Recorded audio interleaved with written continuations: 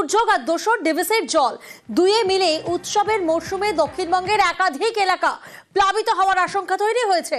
শুক্রবার ডিভিসির ভূমিকায় ক্ষোভ প্রকাশ করেন মমতা বন্দ্যোপাধ্যায়। আবারও রাজ্যকে না জানিয়েই জল ছাড়ার অভিযোগ করেন তিনি। বারবার দুর্ভোগ পরিস্থিতি তৈরি হওয়ায় ডিভিসিকে তোপ মুখ্যমন্ত্রী। এক স্যান্ডেলে তিনি 1.5 লাখ কিউসেক জল ছাড়ার আশঙ্কা প্রকাশ করেন।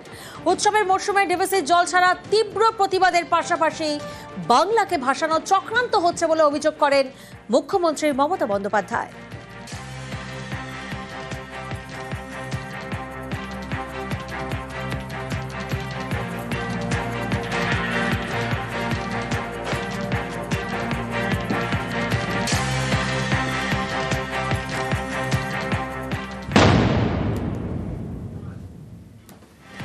দুর্যোগের মধ্যে ডিভিসির জলে ক্ষুব্ধ রাজ্য। ডিভিসিকে কড়া চিঠি রাজ্যের।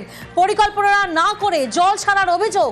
বিসর্জনের সময় কেন এত জল ছাড়া হলো, এই নিয়ে প্রশ্ন নবান্নর। চিঠিতে দাবি করা হয়েছে মাইথন পাঞ্চেতে জল ধারণ ক্ষমতা রয়েছে, তাই আরো 3-4 দিন জল ধরে রাখা যেত।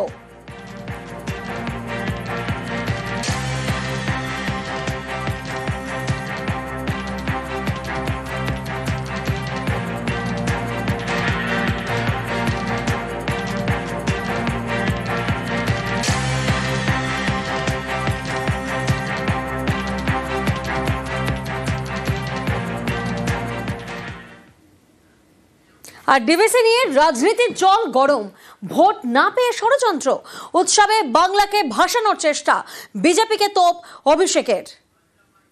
পরিকল্পিতভাবে ম্যান মেড ডিজাস্টার বা বন্যা এটা প্রতিবার ডিভিসি করে। এবার যেহেতু নির্বাচন রয়েছে, তাই বাংলা বিরোধী স্বভাব বা আচরণটা দেখাতে হবে। তাই পুজোটাকেও এরা রেয়াত করলো না, ছাড়লো না। মানুষের জীবন কার্যত বিপদের দিকে ঠেলে দেওয়া, এটা বিজেপির বরাবরের স্বভাব। স্টেট গভর্নমেন্টকে ইন্টিমেট না করে ম্যানমেড ডিজাস্টার, বাংলা যেহেতু এদের ভোট দেয়নি, বাংলাকে ভাসাতে চেয়েছে। বিসর্জন হবে বাঙালির না, বঙ্গবাসীর না, বাংলার বিরোধীর জমিদারদের বিজেপি। 2024-এ হয়েছে, যে কটা আবর্জনা রূপে পড়ে আছে 2-4টে, সেগুলো 2026-এ হবে।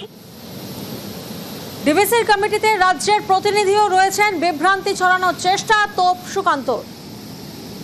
কতবারই প্রমাণ করা হয়েছে, বারবার আমরা বলে দিয়েছি যে ডিভিসির জল ছাড়ার যে কমিটি, সেই কমিটিতে রাজ্য সরকারের তরফ থেকে একজন ইঞ্জিনিয়ার থাকেন। মমতা বন্দ্যোপাধ্যায় ডিভিসি কে যে নদীগুলো ফিট করে, ময়ূরাক্ষী থেকে শুরু করে, সেগুলোর কি ডিসিল্টিং উনি করিয়েছে? উনি বরাবরই যখনই কোনো সমস্যা আছে, হয় বামফ্রন্টকে দেখান, বামফ্রন্ট করেনি তো এই জন্য এরকম হচ্ছে, অথবা কেন্দ্র সরকার দেয়।